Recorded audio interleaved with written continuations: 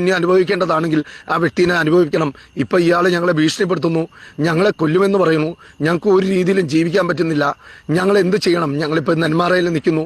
ഞങ്ങൾ ആത്മഹത്യ ചെയ്യണമെങ്കിൽ ചെയ്യാം, ഇത് കഴിഞ്ഞിട്ട് ഇതേ മാർഗ്ഗമുള്ളൂ എന്നറിയാം.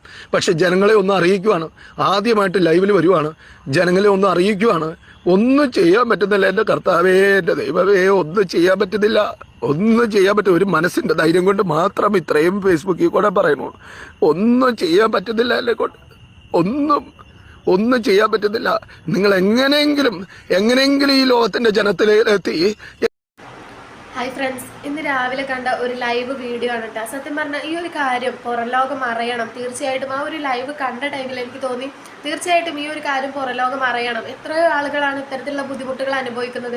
പക്ഷെ നമ്മൾ ആരും തന്നെ അത് അറിയുന്നില്ല, അല്ലെങ്കിൽ ശ്രദ്ധിക്കപ്പെടുന്നില്ല. പല ആളുകളും പേടികൊണ്ടോ അല്ലെങ്കിൽ മറ്റുള്ള ആളുകളുടെ മുഖത്ത് നോക്കാനുള്ള ഒരു മടി കൊണ്ടോ തുറന്ന് പറയുന്നില്ല. പല ആളുകളും അത് സ്വയം അനുഭവിച്ച് ആത്മഹത്യയുടെ വക്കിലേക്കോ മറ്റു ഡിപ്രഷൻ കാര്യങ്ങളൊക്കെ ഒക്കെ പോകുന്ന ഒരു സ്റ്റേജാണ്. അപ്പോൾ ആ ഒരു വ്യക്തിയും അയാളുടെ ഭാര്യയും അവരനുഭവിച്ചിട്ടുള്ള ജീവിതത്തിൽ അനുഭവിച്ചിട്ടുള്ള ഒരു വ്യക്തി ഒരു ജീവിതത്തിൽ എന്തൊക്കെ അനുഭവിക്കാൻ പറ്റും അതെല്ലാം അനുഭവിച്ച് തീർത്തിട്ടാണ് ആ ഒരു വ്യക്തി നിൽക്കുന്നത്. അയാളും അയാളുടെ ഭാര്യ ആത്മഹത്യയുടെ വക്കിൽ തന്നെയാണ് നിൽക്കുന്നത്. അവസാനമായിട്ടുള്ള ഒരു കച്ചിത്തുരുമ്പ് എന്നുള്ള നിലക്കാണ് നമ്മുടെ മുന്നിൽ ലൈവിൽ വന്നിട്ടുള്ളത്. അതായത് ജനങ്ങൾ അയാൾക്കൊരു നീതി മേടിച്ച് കൊടുക്കും എന്നുള്ള ആ ഒരു വിശ്വാസത്തിന് പുറത്താണ് അയാൾ ലാസ്റ്റായിട്ട് ലൈവിൽ വന്നിട്ടുള്ളത്. ഒരു മനുഷ്യനും തുറന്നു പറയാൻ ആഗ്രഹിക്കാത്ത പല കാര്യങ്ങളാണ് അയാൾ ലൈവിൽ വന്നിട്ട് പറയുന്നത്. കാരണം എന്തുകൊണ്ടാന്ന് വെച്ച് കഴിഞ്ഞാൽ ജനങ്ങൾ അയാൾക്കൊരു നീതി മേടിച്ച് കൊടുക്കും എന്ന് വിചാരിച്ചിട്ട് അയാൾ പോലീസിലും കാര്യങ്ങളും പല തരത്തിലായിട്ട് കംപ്ലൈന്റ് കാര്യങ്ങളൊക്കെ കൊടുത്തിട്ടുണ്ടെങ്കിലും ഇന്ന് വരെ ആ ഒരു വ്യക്തിക്ക് ഒരു നീതി ലഭിച്ചിട്ടില്ല. അപ്പൊ അയാൾക്ക് ഇനിയെങ്കിലും ജനങ്ങൾ കാരണം ഒരു നീതി ലഭിക്കുമെന്ന് വിചാരിച്ചിട്ട് അയാൾ എല്ലാം പൊട്ടിത്തെറിച്ചിട്ട് അയാളെ ലൈവിൽ വന്നിട്ടുണ്ട്. അത് പറയുന്നത് നമുക്കൊന്ന് കേട്ടോക്കാട്ടാ.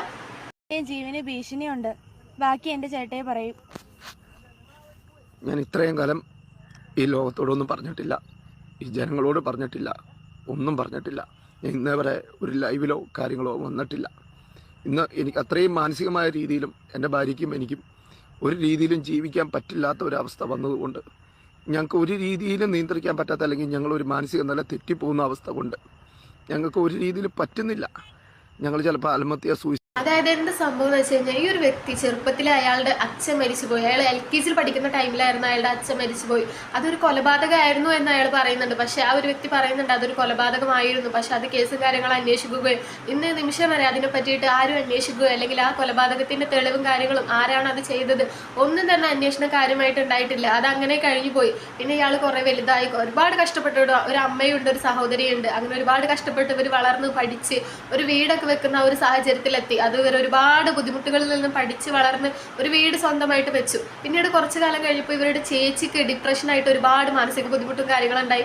അതിന്റെ ചികിത്സയിലായിരുന്നു. പക്ഷെ ആ ഒരു ചികിത്സയിലായിരുന്ന ടൈമിൽ നാട്ടുകാരുടെയും വീട്ടുകാരുടെയും ഒക്കെ കളിയാക്കൽ, അതായത് മാനസിക രോഗിയാണ് എന്ന് പറഞ്ഞിട്ടുള്ള ഒരു കളിയാക്കൽ. നമുക്കറിയാം, നമുക്കിപ്പോൾ മാനസികപരമായി, അതായത് നമ്മുടെ മനസ്സിന്റെ ഒരു താളം തെറ്റിലാണ് നമ്മുടെ ഡിപ്രഷൻ എന്ന് പറയുന്നത്. നമ്മുടെ സങ്കടങ്ങളും കാര്യങ്ങളും അല്ലെങ്കിൽ നമുക്കുണ്ടായിട്ടുള്ള ഓരോ പഴയ കാലത്തുള്ള ബുദ്ധിമുട്ടുകളും കാര്യങ്ങളൊക്കെ കൂടി വരുമ്പോൾ നമുക്കൊരു ഡിപ്രഷന്റെ സ്റ്റേജിലോട്ട് നമ്മൾ പോകും.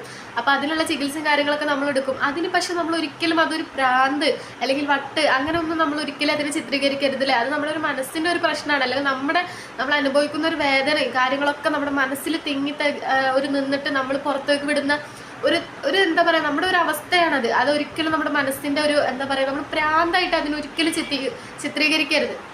അതിന് അയാളുടെ സഹോദരി ചികിത്സ തേടുന്ന ടൈമിൽ പല ആളുകളും നാട്ടുകാരും വീട്ടുകാരൊക്കെ കളിയാക്കി. അതായത് മാനസിക രോഗിയാണ് എന്ന് പറഞ്ഞിട്ടുള്ള കളിയാക്കൽ കേട്ടിട്ട് ഈ ചേച്ചി അവസാനം ആത്മഹത്യ ചെയ്യരുതെന്ന് പറയുന്നത്. ഈ ഒരു സഹോദരൻ പെങ്ങള് ആത്മഹത്യ ചെയ്തു.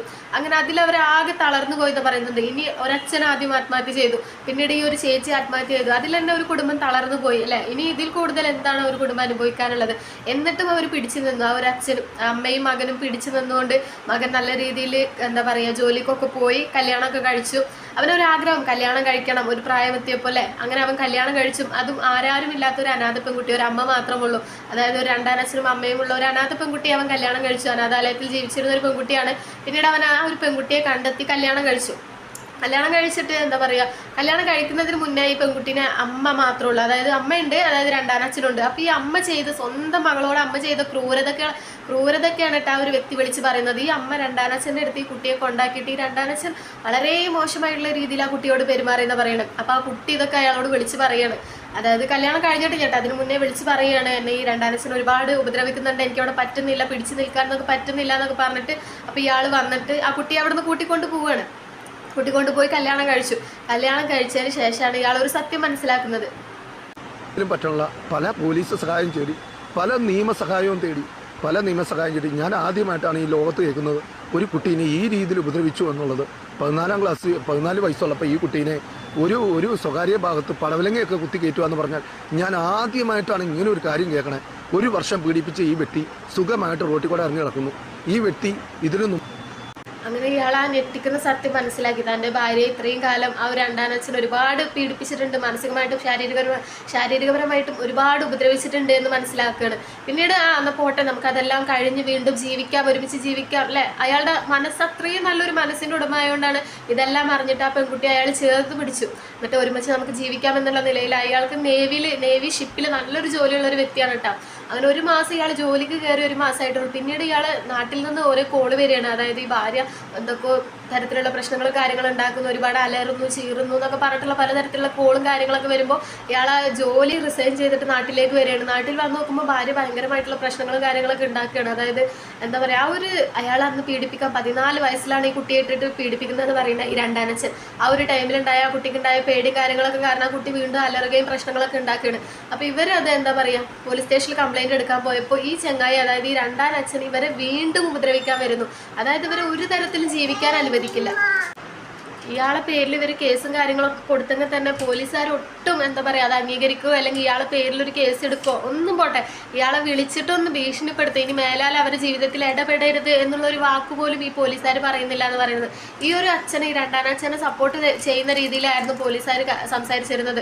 അതായത് ഇവർക്കെല്ലാം നഷ്ടപ്പെടുമെന്ന രീതിയിൽ, നിങ്ങൾ കേസിന് കൂട്ടത്തിന് പോയി കഴിഞ്ഞാൽ നിങ്ങൾക്കാണെല്ലാം നഷ്ടപ്പെടാനുള്ളത്, അയാൾക്കൊന്നും നഷ്ടപ്പെടാനില്ല എന്ന് പറഞ്ഞിട്ട് ഇവരെ ഭീഷണിപ്പെടുത്തുന്ന ഒരു അവസ്ഥയിലേക്ക് എത്തി. അതായത് അയാൾ ഒരിക്കൽ പോലും ഭീഷണിപ്പെടുത്താനോ അല്ലെങ്കിൽ അവരെ പിന്നാലെ ഇനി പോവരുത്, ഉപദ്രവിക്കരുത് എന്ന് അയാൾ ഒരിക്കൽ പോലും വിളിച്ച് പറയാനോ പോലീസുകാർ ഒരിക്കലും തയ്യാറായിട്ടില്ല എന്നാണ് അവർ പറയുന്നത്. ആകെ എല്ലാം തകർന്ന ഒരു വക്കീലാണ് പോയി നിൽക്കുന്നതെന്ന് പറയുന്നത്. അങ്ങനെ അവർ വീട് വെച്ചിരുന്നു, അതെല്ലാം ഉപേക്ഷിച്ച് ഇവർ വേറെ നാട്ടിൽ വാടകയ്ക്ക് വന്നു.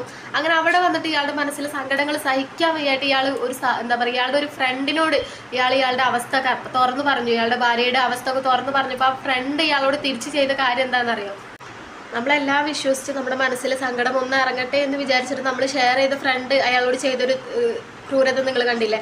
ആ ഒരു ഫ്രണ്ടും ആ ഒരു എന്താ പറയുക അയാളുടെ ഭാര്യയെ ആ ഒരു കണ്ണിൽ കണ്ടുകൊണ്ട് അയാളില്ലാത്ത നേരത്തെ ആ ഭാര്യയുടെ അടുത്തേക്ക് വരികയാണ്. അയാൾ ആ കൃത്യസമയത്ത് അവിടെ എത്തിയ കാരണം വേറെ ഒന്നും സംഭവിച്ചില്ല. അങ്ങനെ ആ ഫ്രണ്ടിൻ്റെ പേരിലും കേസും കാര്യങ്ങളൊക്കെ കൊടുത്തെന്ന് പറയുന്നത്. സത്യം പറയാൻ അയാളുടെ ഒരു അവസ്ഥ ഒന്ന് ചിന്തിച്ച് നോക്കണം അല്ലേ. നമുക്ക് ആരെയാണ് വിശ്വസിക്കേണ്ടത്, ആരോടാണ് നമ്മുടെ കാര്യങ്ങൾ തുറന്നു പറയേണ്ടത് ഒന്നും അറിയില്ല. ഇതിനിടയിൽ ഇത്തരത്തിലുള്ള പ്രശ്നങ്ങളൊക്കെ കാരണം ഇയാളുടെ അമ്മ ആത്മഹത്യക്ക് ശ്രമിച്ചു എന്നാണ് പറയുന്നത് അല്ലേ. ഇതിൽ കൂടുതൽ ഇനി ഒരു മനുഷ്യന് എന്താണ് പറ്റുക, അല്ലെങ്കിൽ എന്താണ് താങ്ങാൻ കഴിയുക? എല്ലാം തകർന്ന് നിൽക്കുന്ന ഒരു മനുഷ്യനാണ്. അയാൾക്ക് ഒരു തരത്തിലുള്ള നീതി ന്യായം ഒന്നും ലഭിക്കുന്നില്ല. അവസാനമായിട്ടാണ് നമ്മുടെ ജനങ്ങളുടെ മുന്നിലേക്ക് അയാൾ ഇറങ്ങി വന്നിട്ട് ഈ ലൈവ് പറയുന്നത്. അയാൾ പറയുന്ന ഒരു കാര്യം കേട്ടുകഴിഞ്ഞാൽ നമുക്ക് എന്താ പറയുക, നമുക്ക് സങ്കടം വരും. കാരണം അയാളുടെ എല്ലാം നഷ്ടപ്പെട്ടു. ഇനി ഒരു ലൈവിൽ ഇയാൾ വന്ന് പറഞ്ഞ കാരണം തന്നെ ഇയാളുടെ ജീവിതം ഇനി എന്താവുമെന്ന് ഇയാൾക്ക് അറിയില്ല. അങ്ങനെ എല്ലാവരും, നാട്ടുകാരും വീട്ടുകാരും, ഇന്നവരെ കുറച്ച് ആളുകൾ മാത്രം അറിഞ്ഞിട്ടുണ്ടെങ്കിൽ ഇപ്പോൾ ഈ ലൈവിൽ വരുമ്പോൾ എല്ലാവരും അറിയും. എന്നിട്ട് പോലും അവർ വന്നിട്ടുള്ള എന്താണെന്ന് വെച്ച് കഴിഞ്ഞാൽ അവരുടെ മുന്നിൽ ഒന്നുമില്ല, ആത്മഹത്യ അല്ലാതെ വേറെ ഒരു മാർഗ്ഗം അവർ മുന്നിൽ കാണുന്നില്ല. അതുകൊണ്ട് ജനങ്ങളെങ്കിലും അവർക്ക് നീതി വാങ്ങിക്കൊടുക്കും എന്നുള്ള ഒരു വിശ്വാസത്തിന് പുറത്താണ് ഇപ്പോൾ അവർ ലൈവിൽ വന്നിട്ടുള്ളത്. നമ്മളെ കൊണ്ട് പറ്റുന്ന രീതിയിൽ എന്താണ് നിയമത്തിനെ കൊണ്ട് പറ്റുന്ന എന്ന രീതിയിൽ ഇത് അറിയുന്ന ആളുകൾ, കൃത്യമായിട്ട് അറിയുന്ന ആളുകൾ തീർച്ചയായിട്ടും അവർ സഹായിക്കല്ലേ. ആ ഒരു സഹോദരനെയും സഹോദരിയും ആത്മഹത്യയുടെ വക്കിൽ നിന്ന് നമുക്ക് മാത്രമാണ് ഇനി രക്ഷിക്കാൻ പറ്റുള്ളൂ. അപ്പോൾ നമ്മളെ കൊണ്ട് പറ്റുന്ന രീതിയിൽ എന്തായാലും സഹായിക്കുക. അവരുടെ ലൈവ് കണ്ട സത്യമായിട്ട് ഏതൊരു മനുഷ്യനായാലും അത്രയും സങ്കടം വരും. കാരണം ഒരു മനുഷ്യന് ജീവിതത്തിൽ അനുഭവിക്കാവുന്നതിലും കൂടുതൽ, അല്ലെങ്കിൽ എന്തൊക്കെ അനുഭവിച്ച് തീർക്കാനുണ്ട് അതൊക്കെ ഒരു ചെറുപ്രായത്തിൽ തന്നെ അനുഭവിച്ച് തീർത്തിട്ട് ഇന്ന് എന്താണ് ചെയ്യേണ്ടത് എന്നറിയാതെ നിൽക്കുന്ന 2 വ്യക്തികളാണ്. അവരെ തീർച്ചയായിട്ടും നമ്മൾ തന്നെ സഹായിക്കുക.